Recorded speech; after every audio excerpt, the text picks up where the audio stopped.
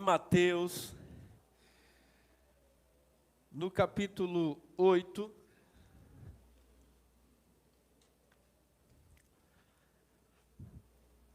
eu estou com expectativas em Deus. Eu creio que Ele vai fazer algo essa noite. Amém. Aleluia.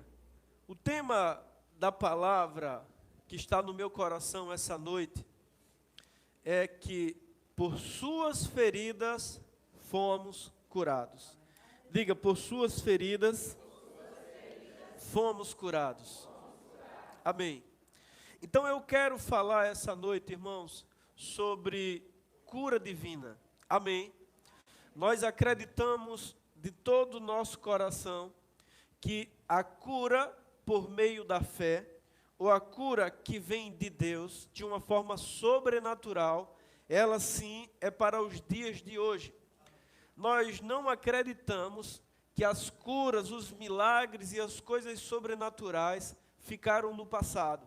Não, nós cremos, temos visto e experimentado que continuam de pé. Continuam para hoje. Ele continua curando paralíticos, ele continua removendo caroços, nódulos, ele continua devolvendo a vista dos cegos. Amém.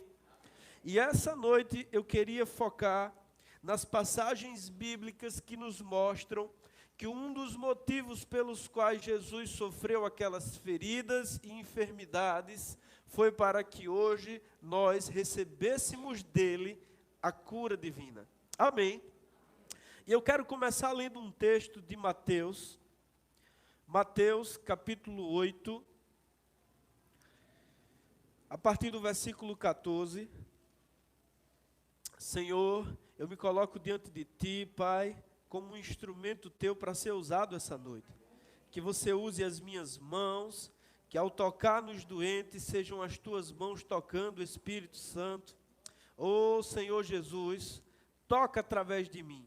Abraça através de mim, fala através de mim. Senhor, eu te peço inspiração, que não sejam palavras de sabedoria humana, mas que sejam palavras ungidas pelo Espírito, que penetrem no mais íntimo, que divida alma e espírito, juntas e medulas, e discirna os pensamentos e intenções dos corações.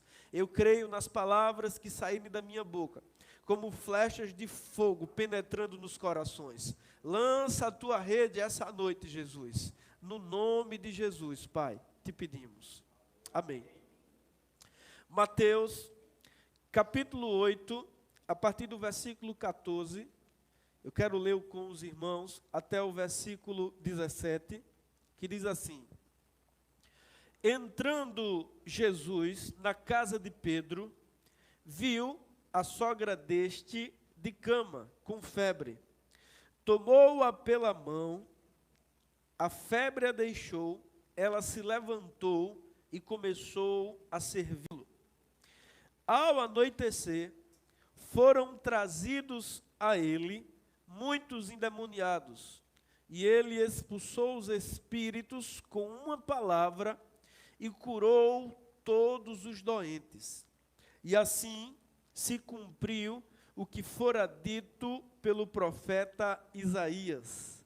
Ele tomou sobre si as nossas enfermidades e sobre si levou as nossas doenças. Amém. Vou ler novamente a parte B do versículo 17, que diz: Ele tomou sobre si as nossas enfermidades e sobre si levou as nossas doenças. Aleluia. Glória a Deus. Irmãos, aqui o evangelista Mateus, o autor do Evangelho de Mateus, ele está nos relatando vários momentos em que pessoas foram curadas. Alguns versículos anteriores, a Bíblia fala sobre a cura do servo do centurião, mas aqui, a partir do verso 14 em especial, esse texto bíblico, ele nos traz muitas lições preciosas. A primeira delas é que Jesus, ele era um inimigo das doenças. A Bíblia diz que ele andou por toda parte, fazendo bem e curando todos os oprimidos do diabo, porque Deus era com ele. Então ele andou por toda parte, fazendo bem e curando os oprimidos do diabo. Aonde ele chegasse, ele enfrentava e derrotava as enfermidades. Ele chega num dia de sábado em uma sinagoga, era o seu costume, os judeus frequentavam a sinagoga no sábado, é como que nós frequentamos a igreja ao domingo. Na época de Jesus, eles iam à igreja ao sábado.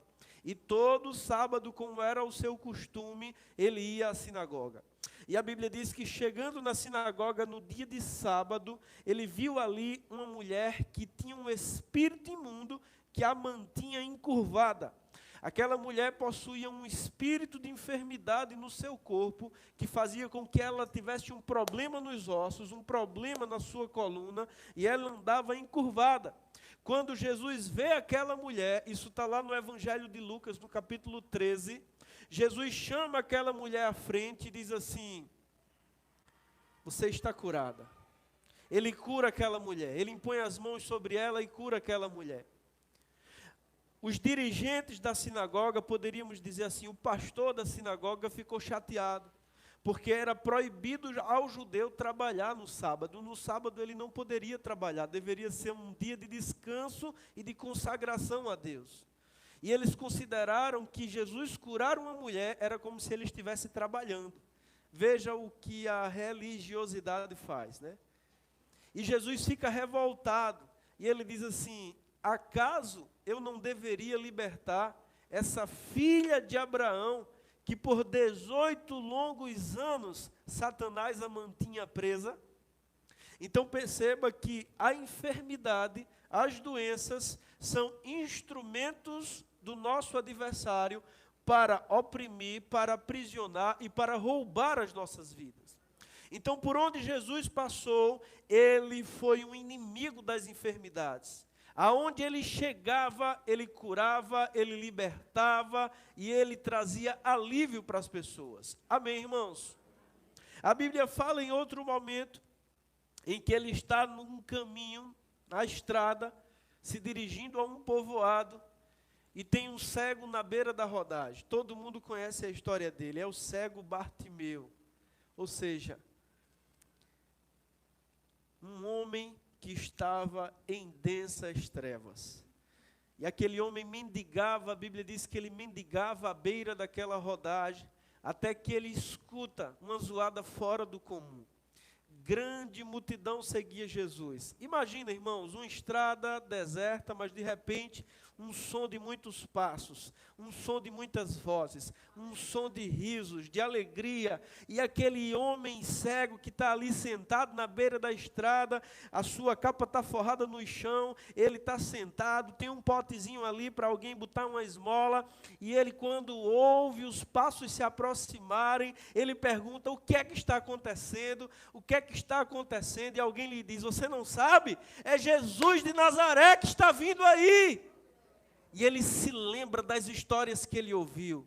Ele se lembra que alguém contou a ele que 10 leprosos também foram curados em uma estrada. Ele se lembra da história que contaram a ele de que Jesus entrou num povoado, parou um enterro e ressuscitou o único filho de uma viúva. Ele se lembra de uma história que um viajante contou para ele. Alguém disse: olha, ele estava em casa, mas levaram um paralítico, destelharam a sua casa, desceram um paralítico na sala dele e ele curou o paralítico.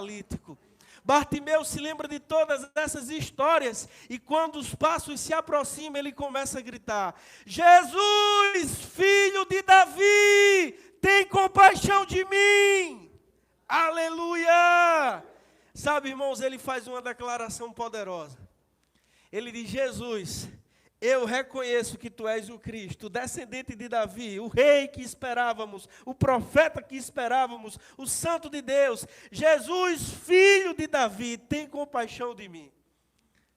Talvez você esteja na mesma situação que Bartimeu essa noite, desejando a misericórdia de Deus, desejando a compaixão de Deus. E aquele homem grita insistentemente: Até que alguém incomodado, sempre vai ter alguém tentando roubar a sua fé. Até mesmo no meio do povo de Deus. Alguém chega para Jesus e diz assim: manda que ele se cale. Está nos incomodando esse homem gritando atrás de nós. Mas Jesus diz assim: tragam-o aqui. E alguém chega para ele e diz: ânimo, homem, ele está te chamando. Irmãos, Bartimeu, ele estava com tanta fé de que a vida dele ia mudar, que a capa que ele usava para pedir esmola, a Bíblia diz que jogando a sua capa ao lado, ou seja, uma atitude de que eu não vou mendigar mais. Esse é o grande encontro da minha vida. Esse é o grande dia da minha vida. Ele joga a sua capa ao lado, vai até Jesus, alguém o guia, ele chega diante daquele rosto sereno, meigo, lindo, maravilhoso de Jesus. Jesus certamente o fita nos olhos e diz: o que queres que eu te faça? Aleluia! Feche os olhos. Bartimeu estava perdido nas suas densas trevas, mas de repente ele se encontra diante do sol da justiça. De repente ele se encontra diante daquele que é mais resplandecente que o sol. E Jesus pergunta para ele: o que queres que eu te faça? Abra os olhos. E ele diz: devolve-me a visão. Aleluia! Imediatamente ele volta a ver. Irmãos, daquele momento em diante, Bartimeu passa a seguir Jesus. Amém? E foi assim durante toda a vida do Senhor Jesus. Aonde ele chegava, ele curava os enfermos. Em Jerusalém, nos tempos de Jesus, e até hoje existem as ruínas lá, você pode botar no YouTube, Tanque de Betesda, e você vai ver lá as ruínas, na cidade velha de Jerusalém. Em Jerusalém existia um tanque na época de Jesus, e esse tanque ele era místico. Esse tanque ele era diferenciado. Existia uma lenda, mas na verdade era real mesmo, na cidade, que de vez em quando um anjo de Deus movia as águas daquele tanque, e o primeiro que tocasse nas águas seria curado.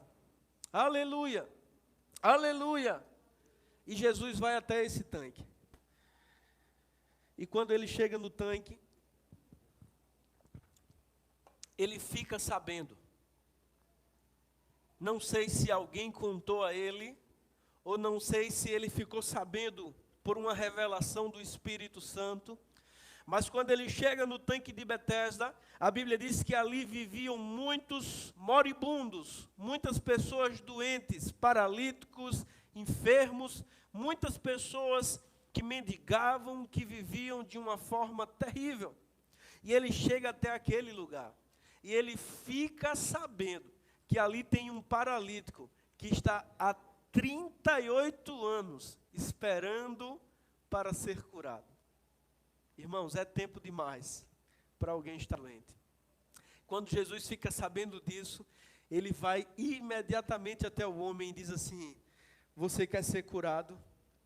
Imagina aquele homem paralítico, 38 anos em cima daquela maca, na beira daquele tanque, junto de outros muitos doentes. Jesus vai até ele. Jesus era um homem aparentemente comum. Aquele paralítico não sabia que aquele galileu era o Cristo. Então Jesus chega até ele e diz: você quer ser curado? O homem paralítico, não sabendo quem Jesus era, ele diz assim: eu não tenho quem me ajude. Sempre que as águas se movem, outro vem e entra no meu lugar. Irmãos, 38 anos acamado. Aquele homem não tinha nenhum amigo que o ajudasse a entrar nas águas, quando o anjo de Deus movia as águas. Você lembra da história do outro paralítico que 4 amigos o carregaram até a casa de Jesus em Cafarnaum?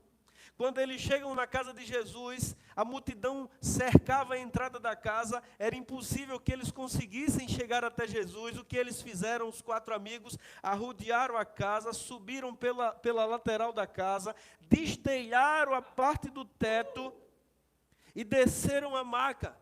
Mas diferente daquele paralítico que tinha 4 amigos, esse paralítico não tinha nenhum amigo, nenhum parente, ninguém por ele que o ajudasse. E ele logo expressa sua frustração para Jesus. Ele diz: não tenho ninguém que me ajude. Eu não tenho um sobrinho, um irmão, um tio, um avô, um pai, eu não tenho ninguém que me ajude.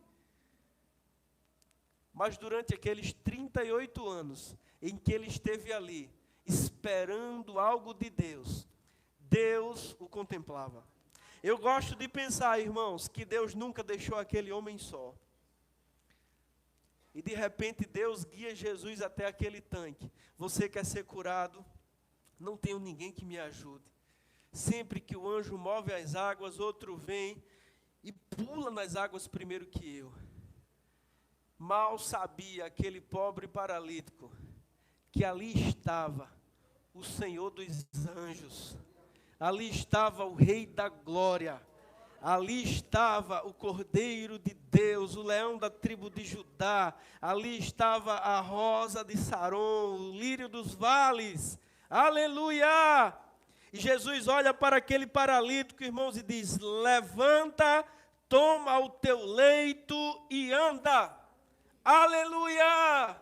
As suas palavras não são palavras ao vento. As suas palavras não são palavras comuns, são palavras ungidas que não voltam vazias, mas prosperam para aquilo que elas foram designadas a fazer. Quando Jesus disse àquele paralítico: levanta, toma o teu leito e anda. Aleluia! Algo aconteceu no corpo daquele paralítico. Irmãos, 38 anos deitado em uma maca. Aquele homem tinha, sem dúvida, as pernas atrofiadas, os ossos enfraquecidos. O dia que você visitar uma UTI, e lá tiverem pessoas que estão há muitos anos, ou há muitos meses, entubadas, em coma, observe os membros daquelas pessoas. São fininhos, atrofiados, o músculo ele atrofia pelo desuso. Então as pernas daquele paralítico eram finas, fracas, até os seus vasos sanguíneos não eram dilatados. Mas quando Jesus diz: levanta, toma o teu leito e anda, as palavras que saíram da sua boca tocaram em cada célula daquele homem. Aleluia, os ossos receberam vigor, os vasos sanguíneos foram dilatados, as terminações nervosas receberam um choque do poder de Deus. E de um salto, irmãos, o Espírito Santo, ele também é o Espírito da fé. Quando Jesus falou aquelas palavras para o paralítico: levanta, toma o teu leito e anda, o Espírito da fé entrou no coração daquele paralítico. Uma confiança nasceu dentro dele. Uma confiança que ele nem sabia que tinha. Uma fé que ele nem sabia que tinha. O Espírito da fé entrou nele. E de um salto ele se pôs em pé. Aleluia! E foi assim em todos os lugares que Jesus chegou. Em todos os lugares em que ele encontrou um enfermo, um doente, ele o curou. Não existe uma passagem na Bíblia sequer. A Bíblia possui 4 evangelhos que contam a biografia de Jesus. Nascimento miraculoso pelo Espírito, todo o seu ministério, a sua morte e ressurreição.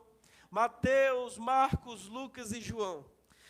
Os 4 evangelhos, tanto da Bíblia protestante quanto da Bíblia católica, ortodoxa. Os 4 evangelhos, irmãos, todas as pessoas que chegaram até ele para pedir cura, ou precisando de cura, todas elas foram curadas.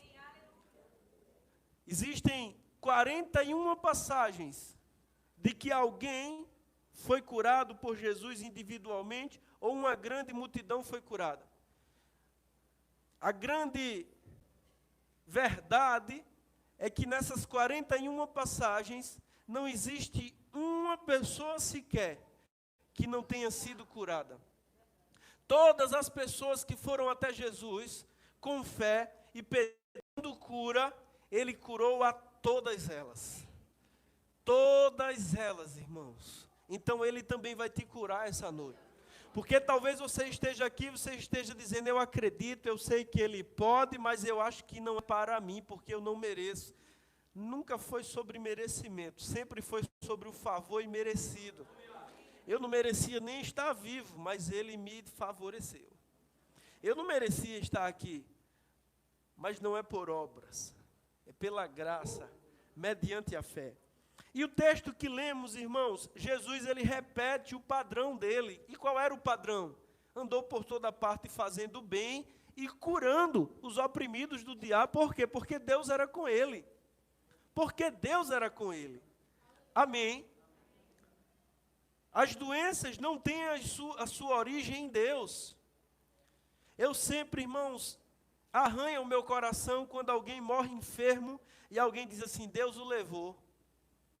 Ei, isso é mentira. Isso é tradição dos antigos, mas não tem nada a ver com a Bíblia.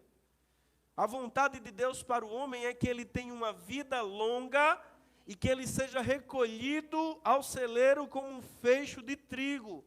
Em paz descerá a sepultura. Não é a vontade de Deus, irmãos, que alguém morra aos 40 anos, aos 50 anos de enfermidade. Deus permite, mas não é a vontade perfeita dele. Amém.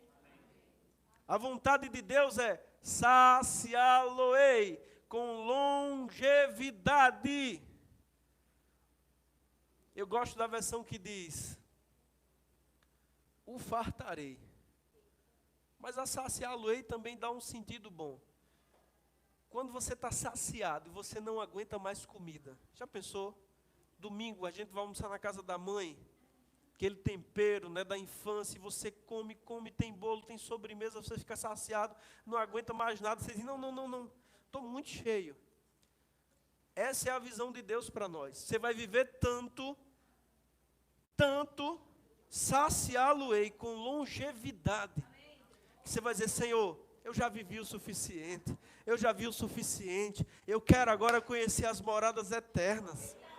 Eu quero agora ir para as mansões celestiais. Eu quero contemplar o mar de cristal, o rio de água viva. Eu quero ver o fruto da árvore da vida. Amém, irmãos? Eu creio que assim vai ser com a maior parte dessa congregação. Nossos cabelos vão ficar branquinhos. Nós iremos ver os filhos dos nossos filhos. E vai chegar um dia que você vai reunir a família, vai abençoar os seus netos, os seus bisnetos. Amém. Vai chegar um dia em que você vai fazer a última oração, a última refeição e vai dizer para os seus, eu estou indo para casa. Aleluia, porque muito melhor é estar com Cristo. Amém, irmãos? Mas Jesus também pode voltar antes disso. De qualquer forma, estamos no lucro. Amém? Então, repetindo o padrão, capítulo 8, versículo 14 do Evangelho de Mateus, Jesus entra na casa de Pedro e vê a sogra deste de cama. Diga assim, Pedro tinha uma sogra. Logo, Pedro era casado. Amém?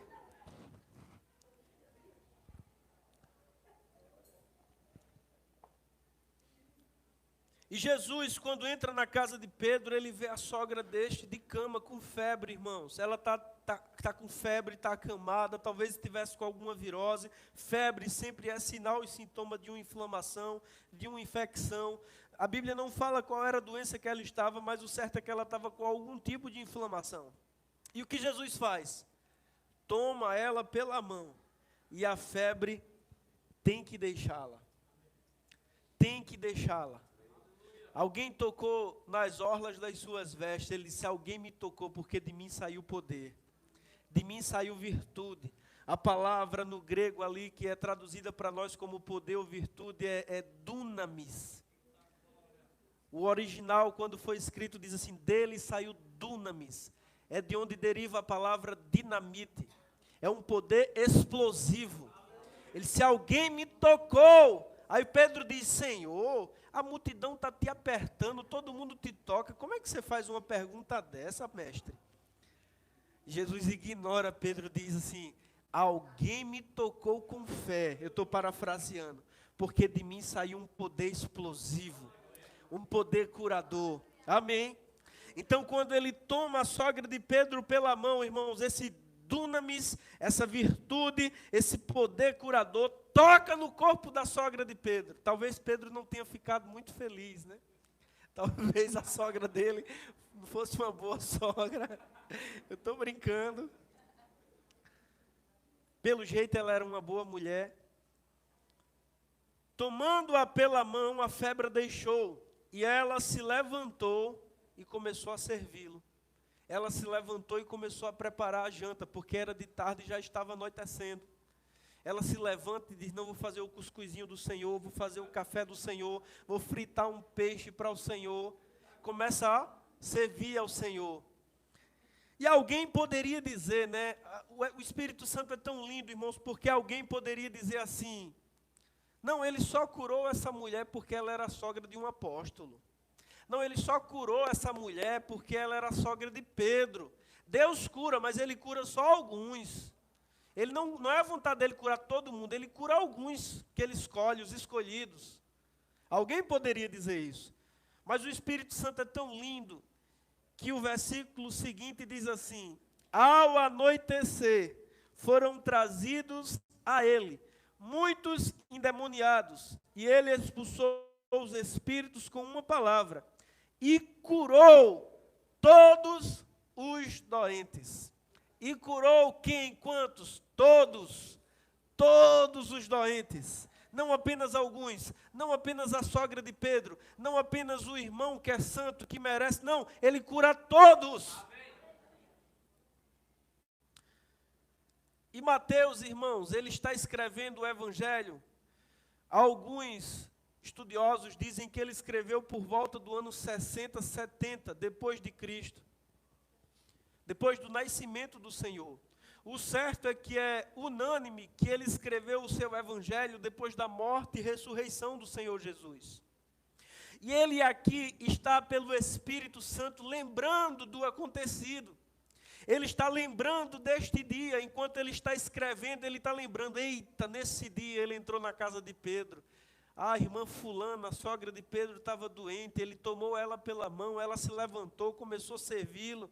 Ao entardecer, a cidade trouxe a ele os endemoniados, os enfermos, ele expulsou os espíritos, ele curou as enfermidades. Enquanto Mateus está escrevendo isso, irmãos, o Espírito Santo sopra no coração dele uma inspiração. Mateus se lembra da profecia de Isaías, Isaías 53, 700 anos antes de Jesus nascer, Isaías havia profetizado, e Mateus está escrevendo aqui, inspirado pelo Espírito, ele se lembra, ele diz, e assim se cumpriu o que fora dito pelo profeta Isaías, ele tomou sobre si as nossas enfermidades, e sobre si levou as nossas doenças.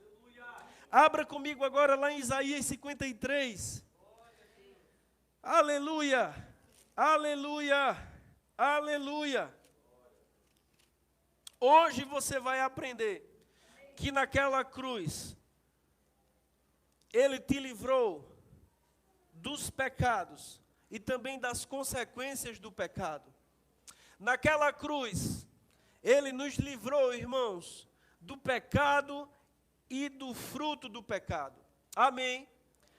A doença, você tem que entender, ela passou a existir depois que o homem pecou contra Deus. Repita comigo, diga: a doença é filha do pecado. Diga: o pecado é a sua mãe.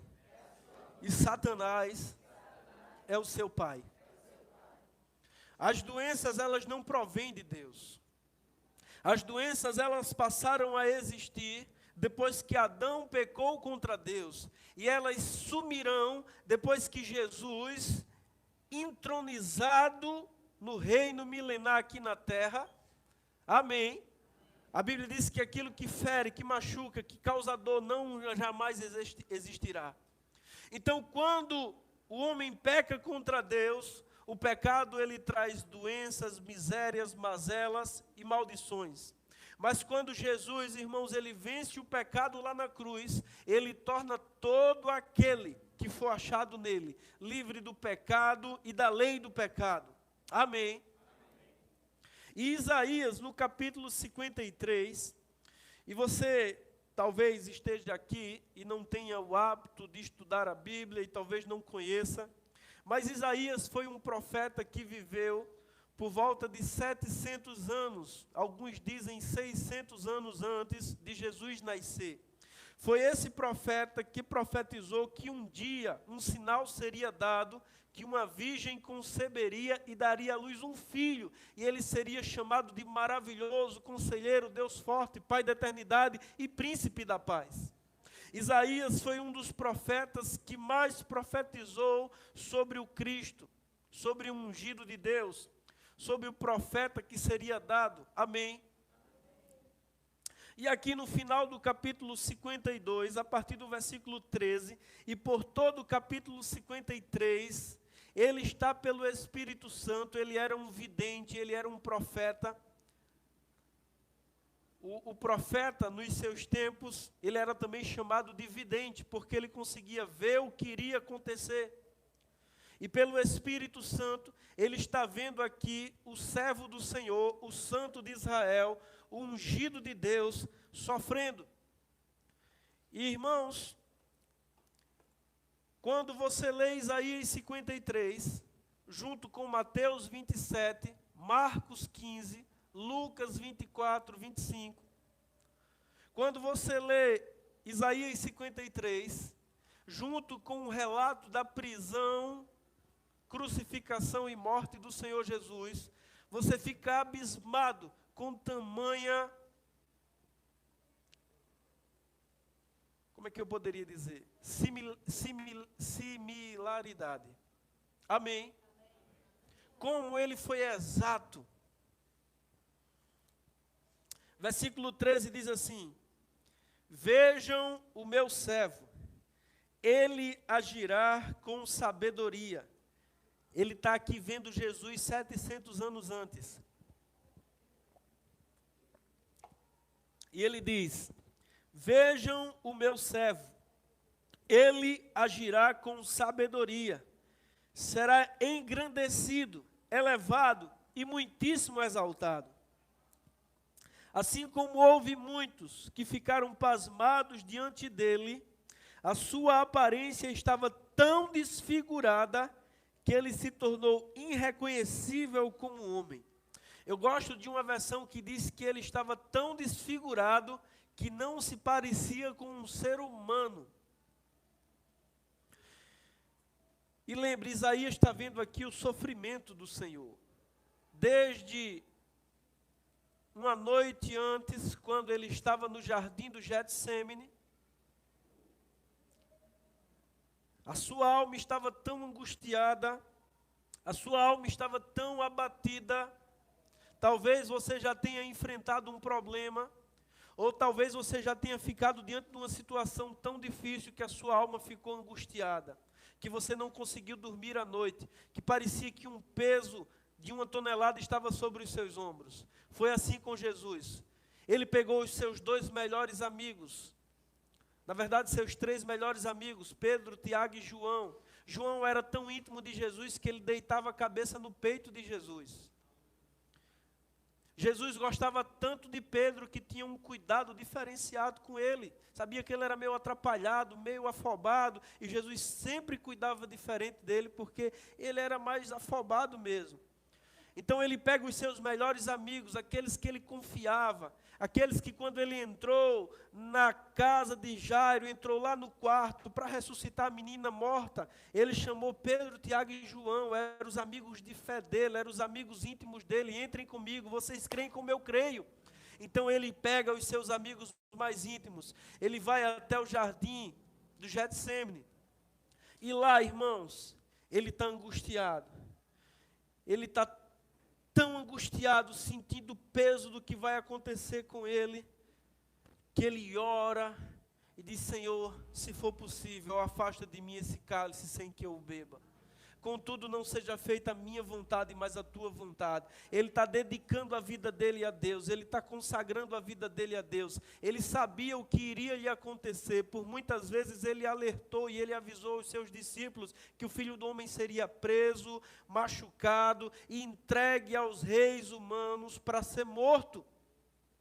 Ele havia dito que, assim como o profeta Jonas havia passado 3 dias no coração de um grande peixe, o Filho do Homem passaria 3 dias no coração da terra. Então ele está ali no jardim angustiado e ele chega a suar sangue.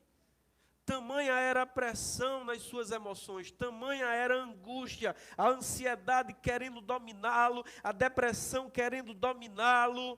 E ele chega para os seus amigos, os amigos estão cansados, estão dormindo. E ele os acorda dizendo: vocês não podem vigiar comigo nenhuma hora. E por 3 vezes ele vai até o Senhor e diz: Senhor, se possível, passa de mim este cálice sem que eu beba, contudo não seja feita a minha vontade, mas a tua vontade. E Isaías está vendo isso aqui, irmãos. Isaías diz: sua aparência estava tão desfigurada que ele tornou-se irreconhecível como homem. Não parecia um ser humano. Versículo 15 do capítulo 52. De igual modo, ele aspergirá as nações.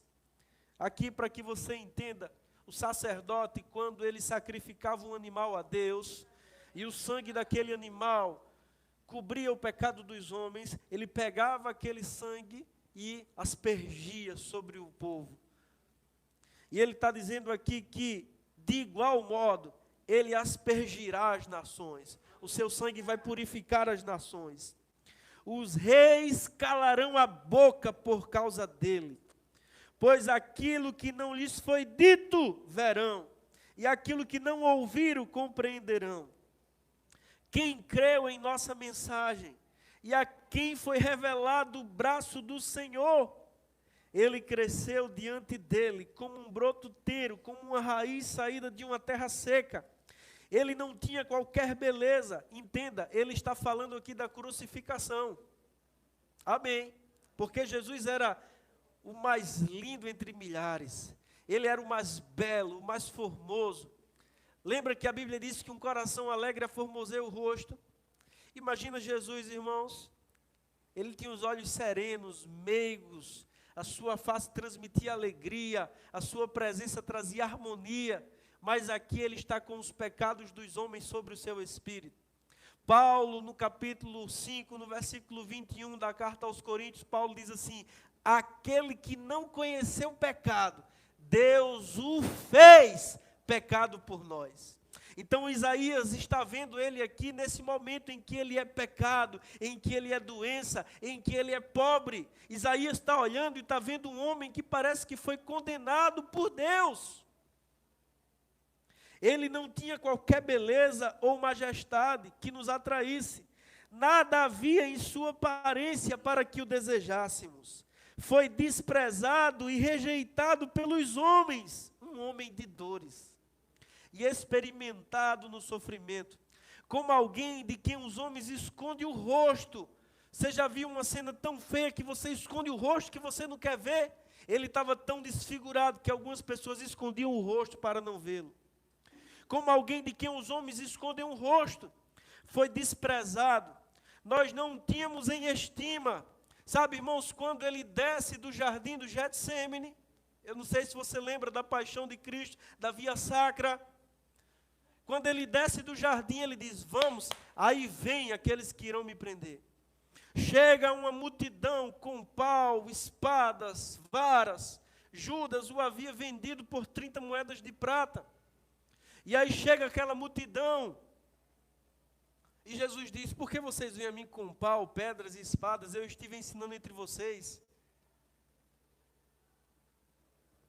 E a Bíblia diz, um dos evangelhos diz que quando ele fala, todos os homens caem.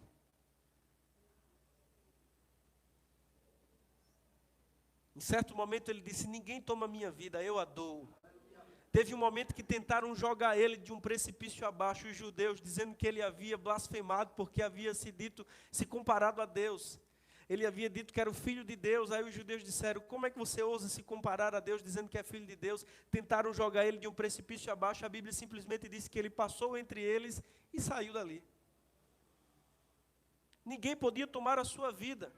A morte só pode chegar ao homem porque o homem pecou. Jesus não havia pecado, a morte não tinha poder sobre ele. Quando ele diz, eu sou, aqueles homens caem. Pedro logo puxa a espada, tora a orelha de um homem. Malco, o servo do sumo sacerdote, o que Jesus faz, irmãos? Mesmo nessa hora, o que Jesus faz? Ele pega a orelha, põe de volta na... Ele não tinha como se controlar, irmãos. Era o desígnio dele. Ele andou por toda parte fazendo bem, curando os oprimidos do diabo. E daquele momento em diante, ele é levado à casa do sumo sacerdote. Lá são apresentadas falsas testemunhas, dizendo que ele havia blasfemado contra a lei de Moisés. Então, lá diante da casa do sumo sacerdote, o sumo sacerdote diz assim: não irás te defender das acusações que te fazem. E ele fica calado. E a gente vai ver aqui que Isaías viu isso e disse assim: como um cordeiro mudo levado diante dos tosqueadores, ele não abriu a sua boca. Então, o sumo sacerdote diz assim: tu és o Cristo, o Filho do Deus vivo. Aí Jesus diz: tu o dizes. Então o sumo sacerdote fica revoltado e manda esbofeteá-lo. A Bíblia diz que eles vendam os seus olhos na frente da casa de Caifás e começam a solcar o seu rosto e dizer assim: tu não és o Cristo, então profetiza quem te bateu. A Bíblia diz que alguns cospem no seu rosto e o esbofeteia. Então ele toma uma surra, ele é espancado ali na frente da casa do sumo sacerdote. E eles decidem que ele deve ser morto. E Isaías está vendo isso aqui, irmãos, experimentado no sofrimento, como alguém de quem os homens escondem o rosto. Foi desprezado e nós não o tínhamos em estima. Amém. Da casa de Caifás, ele é levado até Pilatos, você lembra? Ele chega diante de Pilatos, e os judeus acusando ele, dizendo que ele havia se proclamado como rei dos judeus, havia se rebelado contra César. E Pilatos está lá ouvindo as acusações dos mestres da lei, dos sacerdotes. E aí chega alguém no ouvido de Pilatos: eu trago um recado da tua esposa. A tua esposa diz: não te envolvas com esse inocente, porque essa noite eu sofri muito por causa dele. A mulher de Pilatos teve um sonho, não sabemos os detalhes, mas ela manda um recado para Pilatos. Pilatos fica um pouco assustado e diz assim a Jesus: tu não vais te defender? E ele fica calado. Isaías, vendo isso, diz assim: como um cordeiro mudo, levado diante dos seus tosqueadores, ele não abriu a sua boca. Aí Pilatos, em determinado momento, diz assim: tu não sabes que eu tenho autoridade para te libertar? É nesse momento que Jesus diz: tu não terias autoridade nenhuma, se do céu não fosse te dado. Quando prenderam ele, ele disse para Pedro: olha, guarda a tua espada, porque se eu quisesse, eu pediria ao meu Pai, e ele colocaria à minha disposição legiões dos anjos celestiais. Você lembra de de Eliseu, quando orou para que Deus abrisse os olhos do seu servo? Um exército cercava a cidade. Eliseu disse: fica tranquilo, porque mais são os que estão conosco. Aí o empregado, o servo deles, assim: não, mas o exército nos cerca. Isaías diz: ó, soberano Senhor, abre os olhos do moço para que ele veja. E de repente o moço vê um exército celestial, carros de fogo, anjos poderosos. E Jesus diz a Pedro: se eu quisesse, eu pediria ao meu Pai, e agora ele colocaria à minha disposição legiões dos seus anjos. Mas ninguém toma minha vida, eu a dou. Amém, irmãos? Pilatos fica abismado com aquele homem, ele fica intrigado com aquele homem, mas ele é convencido pelos judeus, para agradar os judeus. Ele lava as suas mãos e manda que 39 chicotadas romanas sejam aplicadas em Jesus. Bote na internet chicote romano da época de Cristo, e você vai ver alguns modelos. Alguns tinham nas suas pontas ossos afiados. Outros tinham pedaços de chumbo ou de lata, de ferro, porque quando pegava nas costas, dilacerava. 39 chicotadas. Pilatos e Herodes tinham uma rincha. Então, quando Pilatos fica sabendo que Jesus era da Galileia, ele manda Jesus para Herodes, para agradar Herodes. Isaías, vendo isso, diz assim: os reis da terra se uniram. Nesse capítulo aqui você vai ler, Isaías vê isso e diz assim: os reis da terra se uniram. Com julgamento opressor ele foi julgado. E quando ele chega até Herodes, irmãos, ele ainda chega com uma túnica linda, cara, bonita. Os soldados tiram aquela túnica dele, jogam a sorte para ver quem vai ficar com a sua túnica. E ele está ali, despido, nu. Isso era uma vergonha muito grande na época de Jesus. Expor a nudez era uma vergonha gigante para o povo daquela época. E de repente ele está ali, despido.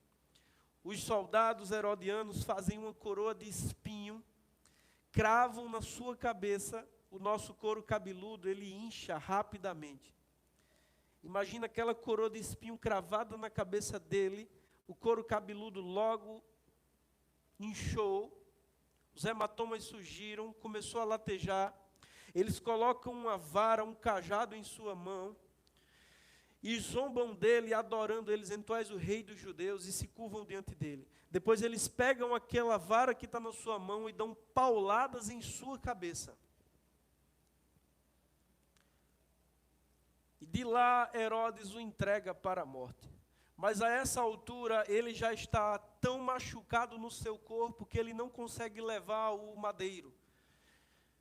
É bem provável que Jesus tenha sido crucificado com aquela cruz que nós temos mesmo, a cruz assim. Mas os romanos tinham outro tipo de cruz. Mas é bem provável que ele tenha sido crucificado naquela cruz. E quando era-se crucificado naquela cruz, o prisioneiro levava apenas a travessão horizontal. Mas ele já estava porque a vertical já estava lá no lugar. Mas ele já estava tão quebrado, tão machucado, irmãos, que ele não consegue levar. Ele cai no caminho. E vem descendo um homem do roçado chamado Simão de Cirene. Um homem escuro, de pele negra. E os soldados o obrigam a ajudar Jesus. E lá no livro de Atos a gente descobre que esse homem mais tarde tornou-se um discípulo do Senhor. Aleluia! Que privilégio ele teve de aliviar por algum momento um pouco da dor do Senhor. E quando ele chega naquela cruz, irmãos, quebrado, desfigurado, Isaías está vendo tudo isso. Eu li uma vez sobre a crucificação romana e era realmente uma coisa terrível. Roma era um império que estava se estendendo. E quando eles conquistavam um povo, quando eles conquistavam um reino, eles reprimiam severamente toda e qualquer rebelião. E eles crucificavam, essa era a morte mais usada pelo império, porque eles crucificavam aqueles que se rebelavam ou desobedeciam a ordem do imperador, eles os crucificavam na porta da cidade. Porque o grito daqueles homens que estavam sendo crucificados ecoava em toda a cidade. E aquilo causava um medo na população de que elas não podiam se rebelar contra Roma. Era uma forma do jugo romano ser estabelecido. Então, há relatos de homens que quando iam ser crucificados, o ser humano, quando ele corre um risco de vida, ele passa a agir como um animal pelo instinto, muitas vezes. Então, alguns prisioneiros, eles se debatiam, eles gritavam, eles tentavam de todas as formas se desvencilhar do seu carrasco para fugir. Mas como um cordeiro mudo, irmãos, ele se entregou. E eu lembro de quando ele começou o seu ministério, antes dele ser batizado no Rio Jordão, João, o Batista, o profeta, vê ele vindo e diz assim: ali vem o Cordeiro de Deus, que tira o pecado do mundo. João também era profeta como Isaías, ele disse, ali vem o Cordeiro, que o próprio Deus vai oferecer em sacrifício pelo pecado dos homens. E Jesus está ali, irmãos, como um cordeiro mudo diante dos seus tosqueadores. Os pregos são cravados em suas mãos, os pregos são cravados nos seus pés. E ele é levantado naquele madeiro. Na lei de Moisés diz assim, maldito todo aquele que for pendurado em um madeiro. Era uma forma de morte terrível. Os judeus acreditavam que um homem que morria pendurado em um madeiro, ele era um amaldiçoado por Deus, ele era um maldito por Deus. Mas lá em Gálatas, no capítulo 3, no versículo 13, Paulo explicando isso, diz assim: Ele nos resgatou da maldição, tornando-se maldito em nosso lugar, porque está escrito: maldito todo aquele que for pendurado em um madeiro. E ele é suspenso naquela cruz. E as pessoas que eram crucificadas, elas não morriam pela hemorragia, elas não morriam por um infarto, elas morriam por asfixia, elas morriam por falta de ar. Suspenso naquela cruz, perdendo o seu fôlego. Aleluia. Eles, pais, perdoa-lhes, eles não sabem o que fazem. Alguém passa e zomba, diz assim: tu não és o Cristo? Pede a Deus que envie Elias para te libertar. Outro passa e diz: tu não és o Filho de Deus, salva-te a ti mesmo. Um ladrão que está crucificado do lado dele começa a zombar: ah, tu não salvou a muitos, mas nem a ti mesmo tu se salva. O outro, na face da morte, ele viu Deus em Jesus e repreendeu o ladrão e disse assim: nós estamos aqui porque merecemos, mas esse homem justo nada fez para estar aqui. Ele olha para Jesus e diz: mestre, lembra-te de mim quando entrares no teu reino. Jesus diz: ainda hoje. Isaías está vendo isso, irmãos, e veja o versículo 4. Certamente Ele tomou sobre si as nossas enfermidades, e sobre si levou as nossas doenças. Contudo, nós o considerávamos castigado por Deus atingido e afligido. Mas ele foi transpassado por causa das nossas transgressões, foi esmagado por causa das nossas iniquidades. O castigo que nos traz a paz estava sobre ele, e pelas suas feridas fomos curados. Todos nós, eu, você, sua mãe, seu pai, todos nós, tal qual ovelhas, nos desviamos, cada um de nós se voltou para o seu próprio caminho, e o Senhor fez cair sobre ele a iniquidade de todos nós. Ele foi oprimido e afligido, e contudo não abriu a sua boca. Como um cordeiro foi levado para o matadouro, e como uma ovelha diante dos seus tosqueadores fica calada, ele não abriu a sua boca. Com julgamento opressivo ele foi levado. E quem pode falar dos seus descendentes? Pois ele foi eliminado da terra dos viventes, por causa da transgressão do meu povo, ele foi golpeado. Foi-lhe dado um túmulo com os ímpios, e com os ricos em sua morte. Você lembra que um homem rico chamado... Como era o nome dele? Esqueci agora. José de Arimateia, um homem rico que conhecia o Pilatos. Ele vai até Pilatos e pede para sepultar o corpo de Jesus. E Jesus é sepultado numa sepultura cavada na rocha. Só pessoas ricas possuíam um túmulo desse. E Isaías está vendo isso aqui e diz assim, ó: e com os ricos em sua morte. Foi-lhe dado um túmulo com os ímpios e com os ricos em sua morte. Embora não tivesse cometido violência nenhuma, nem houvesse nenhuma mentira em sua boca. E o versículo 10, irmãos, ele é assustador e ao mesmo tempo maravilhoso. Ele é terrível e ao mesmo tempo magnífico. O versículo 10 diz: contudo, foi da vontade do Senhor esmagá-lo e fazê-lo enfermar. Contudo, foi da vontade do Senhor esmagá-lo e fazê-lo enfermar. Por que, meu Deus, foi da vontade de Deus esmagar Jesus e enfermá-lo?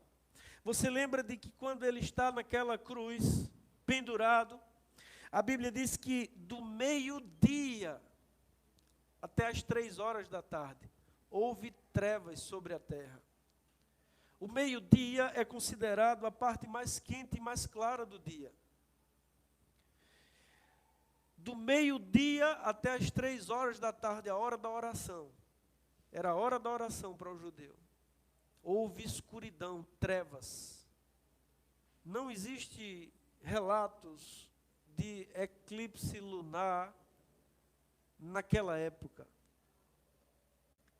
Densas trevas cobriram toda aquela região. Não sei se todo o planeta. Mas a Bíblia diz que em Jerusalém, naquele dia, do meio-dia às 3 horas da tarde, houve trevas.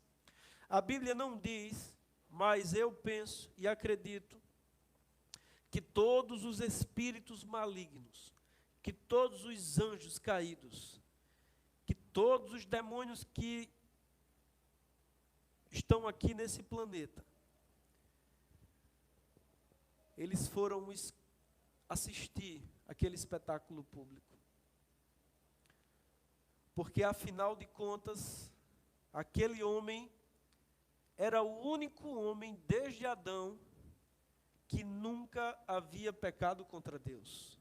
Afinal de contas, aquele era o único homem que foi tentado em tudo, mas em nada pecou. Ele foi tentado com mulheres bonitas, com riquezas, com fama, com orgulho, com inveja, com ódio. Em tudo foi tentado, mas em nada pecou.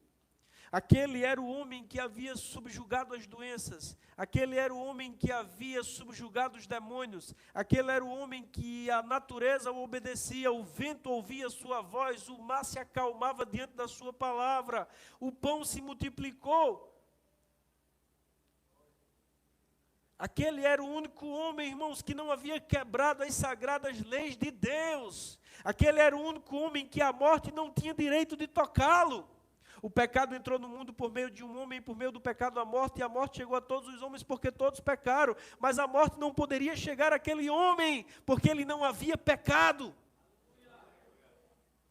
Então está Satanás e os seus anjos ali, e houve dessas trevas. Aquele era um espetáculo público. Paulo, falando sobre esse mesmo assunto, ele diz assim: aquele que não conheceu o pecado, Deus o tornou pecado por nós. Eu gosto da versão que diz: Deus o fez.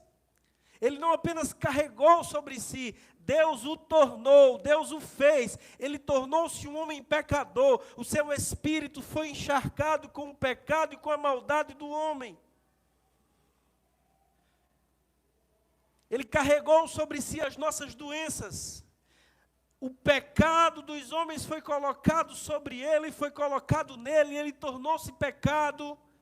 As doenças tomaram conta do seu corpo.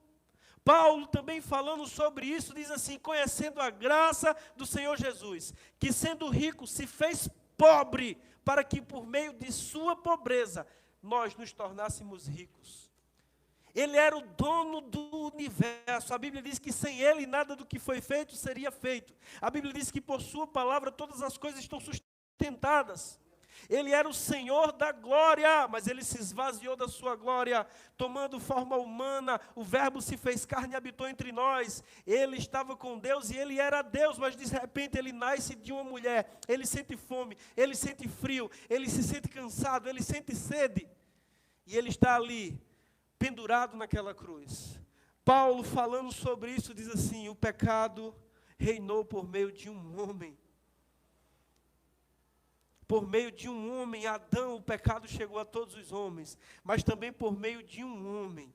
Os que receberam a abundância da graça e o dom da justiça reinarão em vida. Romanos 5,17. Assim como o pecado entrou por conta de um homem, Adão, o pecado deveria sair por conta de um homem. Essa era a justiça divina. Um homem deveria cumprir as exigências da lei, teria um sangue sem mancha, sem culpa, sem ruga. Era o sacrifício perfeito exigido pela justiça. E pendurado naquela cruz, as densas trevas estão ali. Ele junta um pouquinho de forças e angustiado. Ele agora era um homem pobre, ele agora era um homem doente, ele agora era um homem pecador. E ele diz, Eloi, Eloi, lama sabachthani. Meu Deus, por que me abandonastes? Isaías, vendo esse momento, Isaías diz aqui no versículo 10, contudo foi da vontade do Senhor esmagá-lo e fazê-lo enfermar. João disse, esse é o cordeiro que Deus vai sacrificar para tirar o pecado dos homens. Pedro, em sua carta, capítulo 2, versículo 24, diz exatamente assim, e ele mesmo levou em seu corpo sobre os madeiros o nosso pecado, isso para que morrêssemos para os pecados e vivêssemos para a justiça, e pelas suas feridas somos sarados. Lá naquela cruz, irmãos, Deus o estava esmagando. Algumas pessoas não entendem e pensam que foi o diabo quem matou Jesus. E pensam que foi os nossos pecados quem matou Jesus. Não, foi Deus, irmãos, que o apresentou a si mesmo como uma oferta pela culpa dos homens. Os homens sacrificavam animais a Deus para que o sangue daqueles animais sem defeito, sem culpa, cobrisse o pecado dos homens.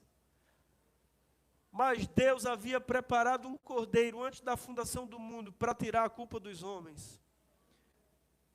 Porque Deus amou o mundo de uma tal maneira que deu o seu único filho, para que todo aquele que nele crê não morra, mas tenha vida eterna.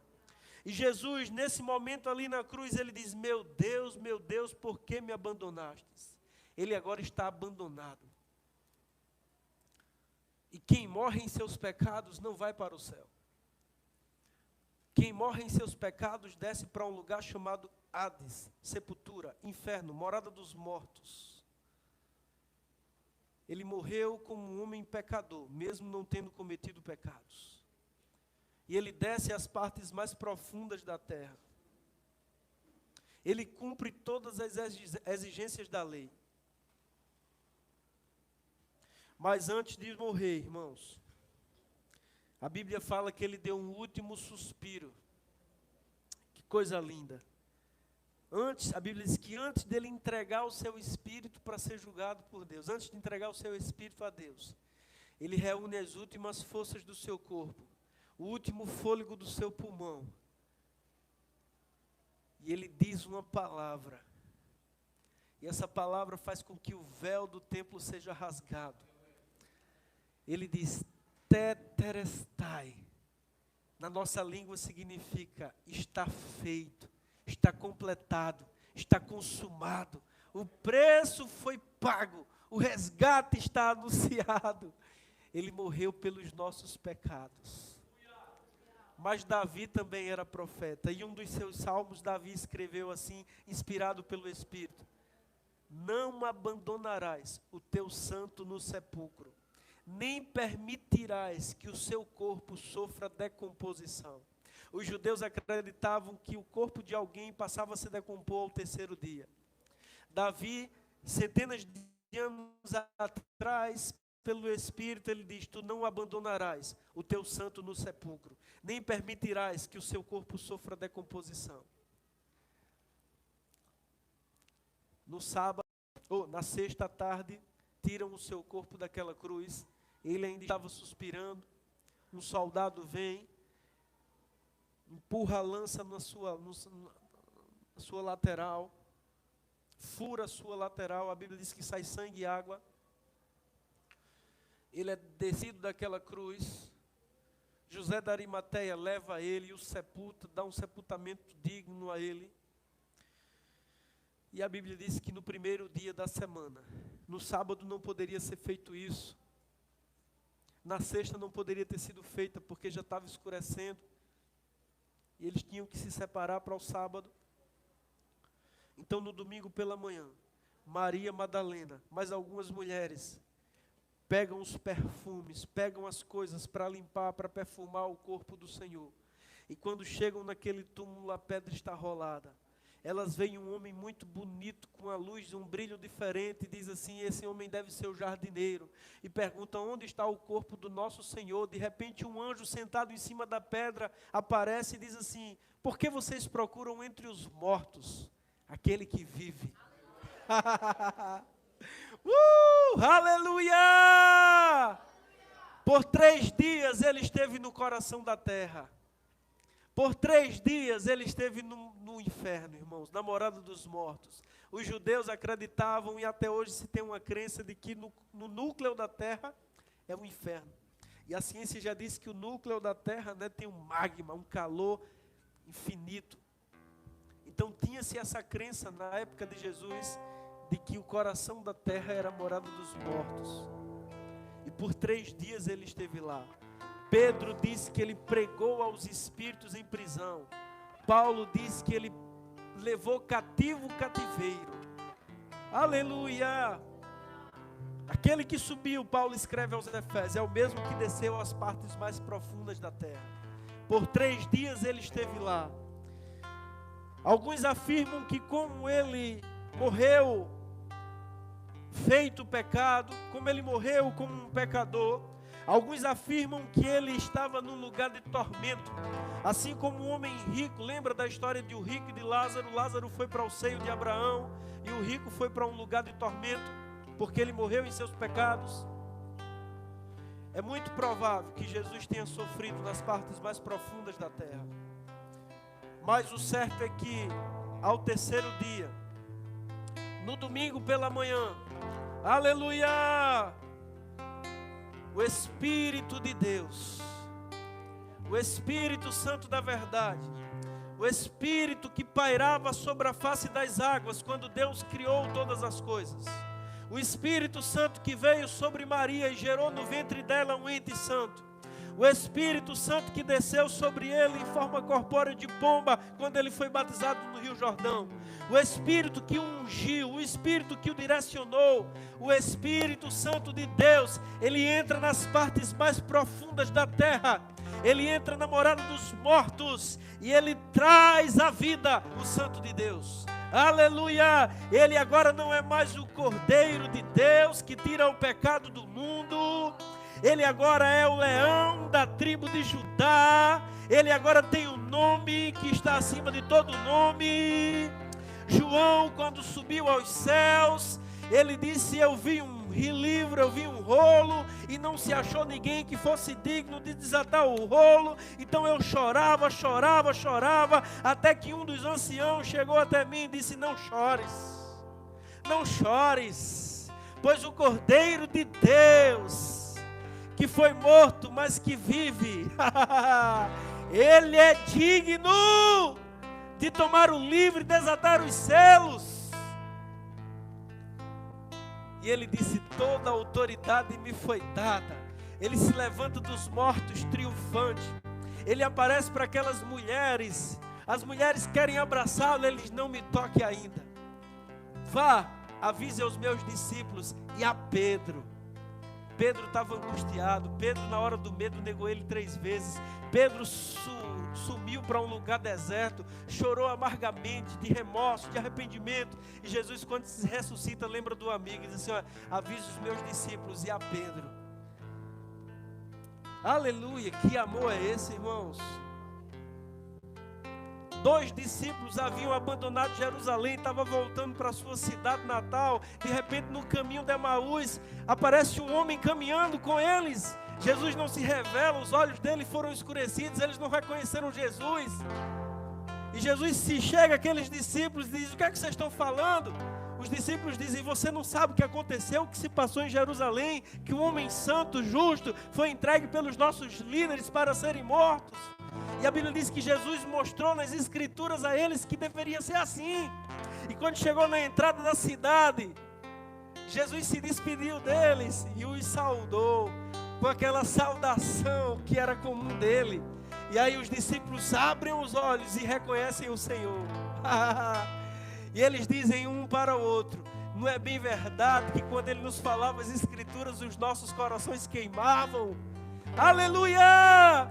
E aí ele aparece na casa em que os discípulos estavam escondidos. Os discípulos estavam trancados com medo dos judeus. Ele entra na casa, capítulo 22 de João. Ele diz: a paz seja com vocês. Assim como o Pai me enviou, eu vos envio. Tendo dito isso, soprou sobre eles o Espírito Santo. Aleluia! Antes de ser levado aos céus e ser encoberto nas nuvens, ele juntou os seus discípulos e disse assim: vocês vão pelo mundo todo e vão pregar o evangelho a todas as pessoas. Quem crê nesse evangelho que vocês pregarem, estes sinais vão acompanhar essas pessoas. Eu não sei você, mas eu acreditei. Eu criei no evangelho que os apóstolos pregaram. E existem sinais que me acompanham. Estes sinais acompanharão os que crerem. Em meu nome expulsarão demônios. Falarão línguas estranhas, loucura para os homens. Colocarão as mãos sobre os enfermos e estes ficarão curados. Mas existe uma promessa dele que me fascina.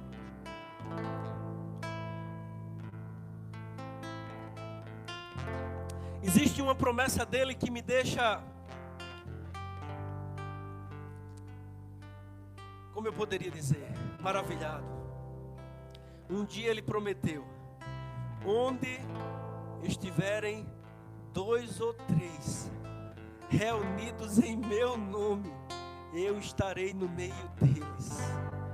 Aqui tem mais que 2, aqui tem mais que 3. Estamos reunidos no nome dele. Ele está no nosso meio, ainda que não possamos vê-lo com os nossos olhos naturais, mas a sua presença ela é sentida por alguns. E aonde Jesus passou, aonde ele esteve, coisas sobrenaturais aconteceram, coisas milagrosas aconteceram. Essa não é uma noite comum. Eu estava orando hoje à tarde e eu disse: Senhor, que as minhas mãos sejam as tuas mãos essa noite. Que quando eu colocar as minhas mãos sobre os corpos doentes, a mesma virtude que tocou o corpo daquela mulher hemorrágica, toque no corpo dessas pessoas. Ou tu prometestes que os que crescem colocariam as mãos sobre os enfermos e estes ficariam curados. Tu sabes que eu creio. Tu sabes que em cada célula do meu corpo eu creio nessa palavra. Então usa-me essa noite no teu nome para tocar nos enfermos e eles serem curados. E eu quero que você venha aqui na frente. Eu quero que a gente cante aquele louvor, o último. Enquanto isso, vem aqui na frente você que precisa de oração por cura. Vamos ficar de pé.